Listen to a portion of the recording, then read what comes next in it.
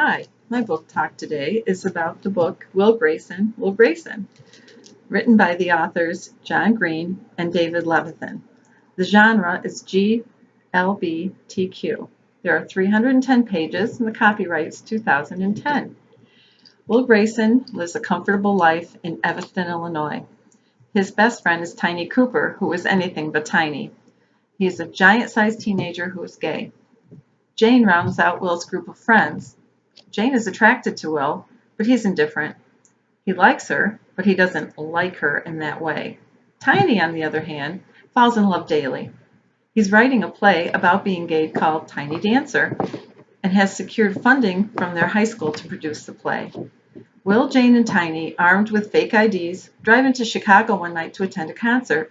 When security checks Will's, it's discovered that the date of birth makes him only 20 years old and they won't let him in. He tells his friends to go in without him, and he finds himself at a porn shop. As he is browsing the magazines, a teenage boy enters. Will decides to purchase a magazine, but he doesn't have enough cash. The name on his fake ID doesn't match his debit card, and the clerk asks him what his name actually is. When he says it's Will Grayson, the other teenager tells him that's his name as well. The other Will Grayson, his chapters are in lowercase, has been chatting online with a boy named Isaac. The other Will Grayson is gay. He has a friend named Maura who's been dogging him about his sexuality. This Will lives with his mother and works part-time at CVS. He's smart and cynical and is unhappy with his life until he and Isaac start their online relationship. Isaac decides they should meet and picks a meeting place in Chicago at a place called Frenchie's. When he arrives, he discovers that it's a porn shop. Maura calls and reveals that she is actually Isaac, that she's wanted to prove he's gay, and now she knows. He is hurt and upset and disturbed that this is all happening in the presence of another teenager with the same name. Tiny and Jane join the two Wills after the concert. Tiny is attracted to Will and tries to comfort him about the ruse his friend has played.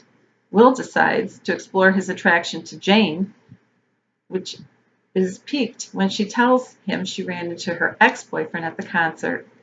The two Wills return to their homes, but Tiny and Will continue their relationship as Tiny rewrites his play to be about something more than just him, about love.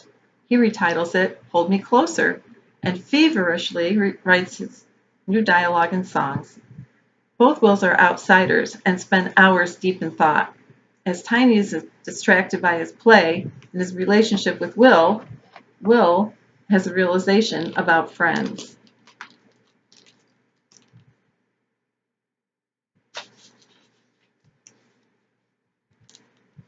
I think about how much depends upon a best friend. When you wake up in the morning, you swing your legs out of bed and you put your feet on the ground and you stand up. You don't scoot to the edge of the bed and look down and make sure the floor is there. The floor is always there until it's not. Maura is attempting to apologize to Will for pretending to be Isaac, but Will is having none of it. He refuses to talk to her or to read notes she passes to him. She tells him that she understands that he's mad, but she's still going to be there when he's not. He realizes that when things break, it's not the actual breaking that prevents them from getting back together again. It's because a little piece gets lost. The two remaining ends couldn't fit together, even if they wanted to. The whole shape has changed. Will comes out to his friends at school, which spreads through the school. He's approached by Gideon, who reveals that he too is gay, and asks Will for coffee. Will declines, but they become friends. Together they make the trip to Evanston to attend Tiny's play. I give this book 3.5 stars. The main reason I don't give it 5 is because it wasn't until I reached chapter 8 that I realized I'd been reading the book, for lack of a better word, wrong. I'm not going to explain what I mean by that because that would ruin the experience for the reader. The writing is extraordinary and truly captures the insecurity of teenagers, especially when they are grappling with their sexuality.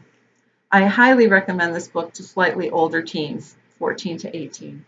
There is some strong language that parents may not appreciate for younger children, and the subject matter may also be a little sensitive for younger tweens and teens. Thanks.